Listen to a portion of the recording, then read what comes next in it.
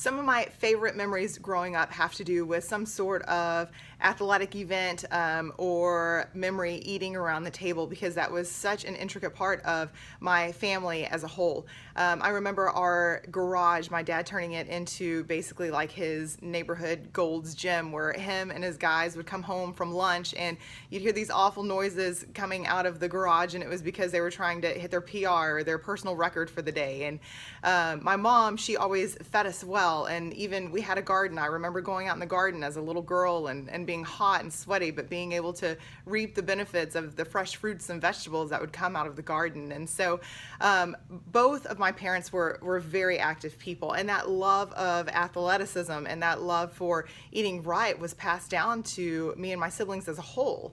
I danced, and my brother, he was a college athlete along with my sister, and he won state championship in basketball.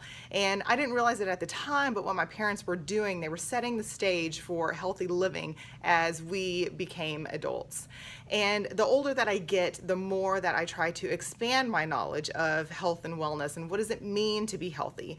And the things that I learn, I love to share with others because that's a passion of mine. Being happy and being healthy, they're both passions of mine. And oftentimes I have people come to me and they ask me, "Hey, Amber, after having 4 kids, how are you so fit?" And my answer is simple. You just implement practices that produce the results that you're wanting. And so stay with me for a little bit, because we're going to geek out for a minute and we're going to talk about a healthy gut, because I'm sure that you've probably heard a lot of that lately. And you might have even heard people saying that if you want to be healthy, then you have to get your gut working properly.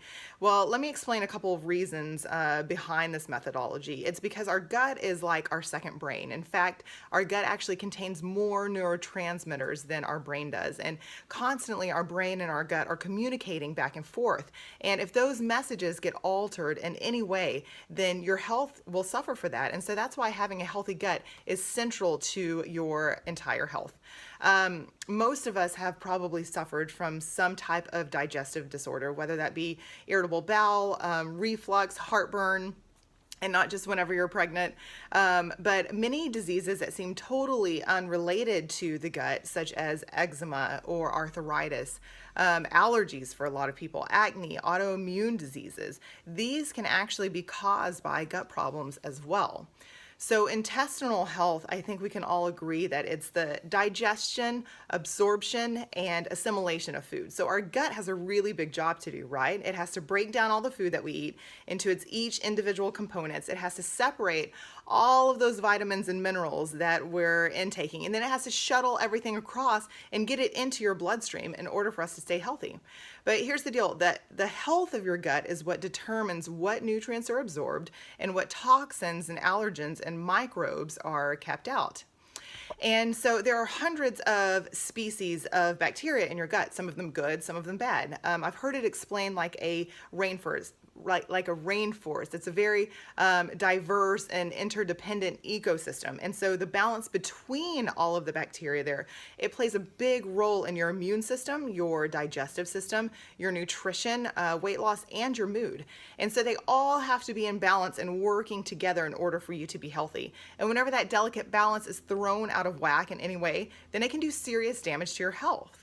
And so eating things that are high in sugar, the overuse of medications, toxins, stress, even insufficient sleep, all of these things are things that we do that can throw our gut out of balance. Excuse me.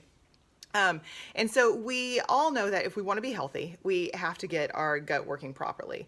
And by focusing on our gut, we can start to get better. But what does this mean exactly for us? Well, we can start by eating good, right? Like my mom taught us growing up. We want to eat whole foods. We want to eat meats and vegetables that come from the ground or from the earth, nuts and seeds, some fruit, little starch, no sugar. Taking probiotics, I personally choose ProBio5. It's a Plexus product and it contains over 2 billion CFUs per capsule. I also use their Omega product because it's plant-based, and so you don't get those fishy burps that you can get. And also the Omega products, they help cool inflammation in the gut. What else? Exercising. We've talked about exercising before, making sure that we're getting adequate sleep, not overusing medications. All of these things, they can help create and sustain a healthy gut. And so my hope for today, after hearing this information, after seeing this video, we understand that it's important to keep our gut healthy. And so I hope that we choose to make better lifestyle choices that can aid in creating and sustaining that healthier gut. And so much like my parents did for us, we then can teach that to our children, and they can pass that on, and we can impact generations to come.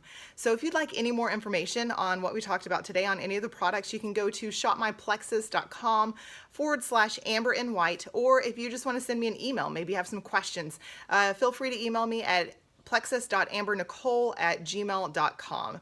And have a great day and have a happy, healthy gut.